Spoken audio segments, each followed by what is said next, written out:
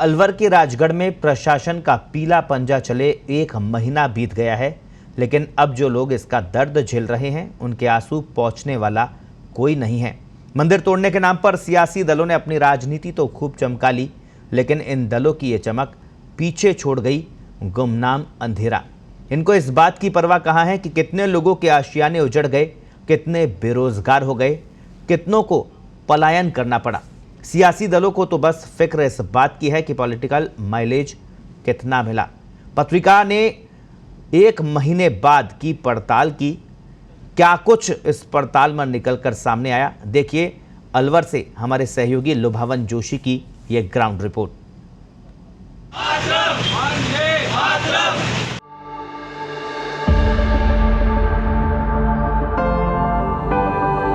1 महीना पहले राजगढ़ के गोल सर्किल से सराय बाजार होते हुए तहसील कार्यालय तक प्रशासन ने बुलडोजर और एलएनटी मशीन से करीब 150 मकान, दुकानों, 3 मंदिरों और धर्मशालाओं को गिरा दिया था। एक ही दिन में कस्बे का मुख्य बाजार खंडर में तब्दील हो गया। इस कार्रवाई से 600 से ज्यादा लोग प्रभावित हुए। मंदिर तोड़े जाने पर राजनीति भी बहुत हुई, लेकिन अब सभी चुप हैं। राजगढ़ में मकान और मंदिर तोड़े जाने के 1 महीने बाद पत्रिका की टीम ने राजगढ़ कस्बे का दौरा किया। अब भी राजगढ़ के सीने पर बुलडोजर के जख्म हरे हैं। लोगों की आंखों में आंसू हैं। सैकड़ों लोग बेरोजगार हो गए। बेबस लोग आजीविका की तलाश कर रहे हैं। कई परिवारों के आशियाने उजड़ गए। वे अब किराए के मकान में रह रहे हैं। कस्बे के सराय बाजार में दुकानों के स्थानांतरण के बैनर लगे हैं। पीड़ितों ने पुनर्वास, मुआवजे और दोषी अधिकारियों को बर्खास्त करने की मांग को लेकर राजगढ़ बचाओ संघर्ष समिति का भी गठन किया है। सराय बाजार की एक ही दुकान में क्रमिक अनशन भी चल रहा है, लेकिन अभी तक प्रशासन की ओर से मदद नहीं की गई है। कांग्रेस के भी आए, बीजेपी के आए, लेकिन वो कुछ नहीं करके गए। उन्होंने कोई सवाल हमारे से पूछा, उसका कोई उत्तर नहीं दिया।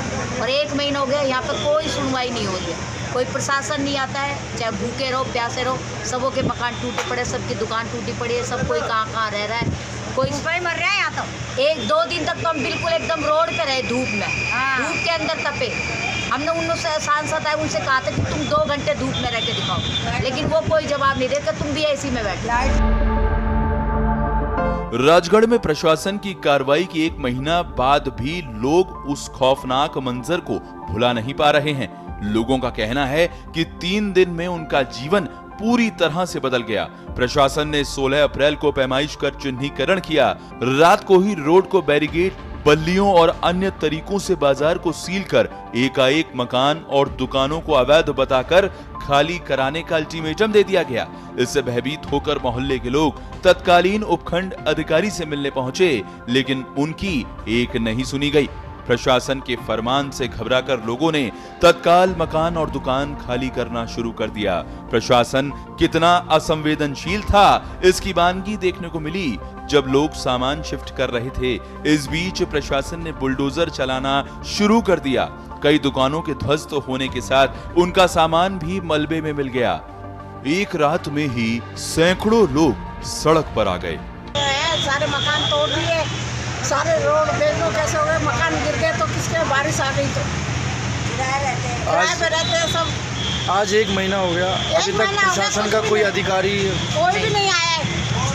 आते हैं और जाते हैं, बस कोई नहीं आता है, नहीं कोई काम करता है। मकान दुकानें टूट गई, कैसे गुजारा हो रहा है? कैसे कर रहे हैं, कोई किराए पे रह रहे हैं, कोई कैसे रह रहे हैं, कोई टूटे फूटे में रह रहे हैं। यही कर रहे हैं और क्या करें।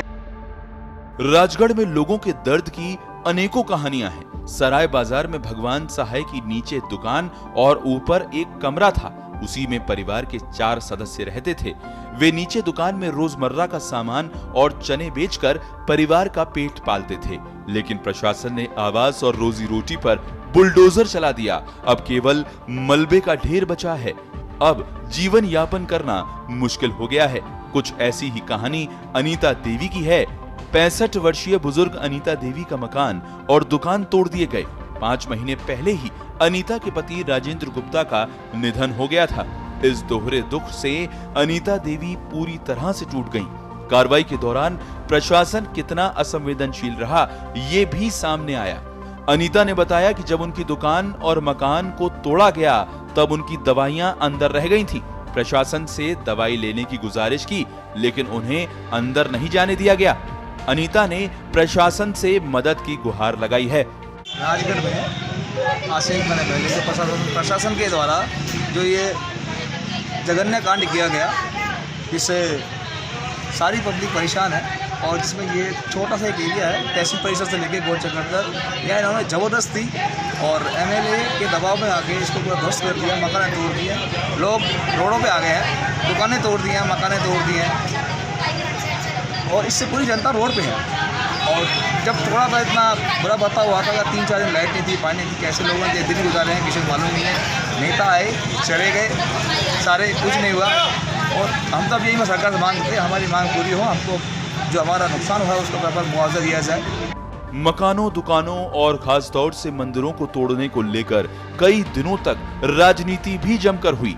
1 महीना गुजर जाने के बाद भी पीड़ित ये आरोप लगा रहे हैं कि किसी भी पार्टी के जनप्रतिनिधि जो आश्वासन देकर गए थे, मौके पर उनका हालचाल लेने तक नहीं पहुंचे।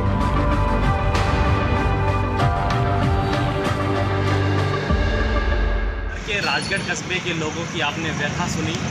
आज से 1 माह पूर्व यहाँ बाजार में मकानों पर बुलडोजर चलाया गया और अब 1 माह बाद भी जो स्थिति है वो जस की तस है। लोग अपने घरों से बाहर हैं।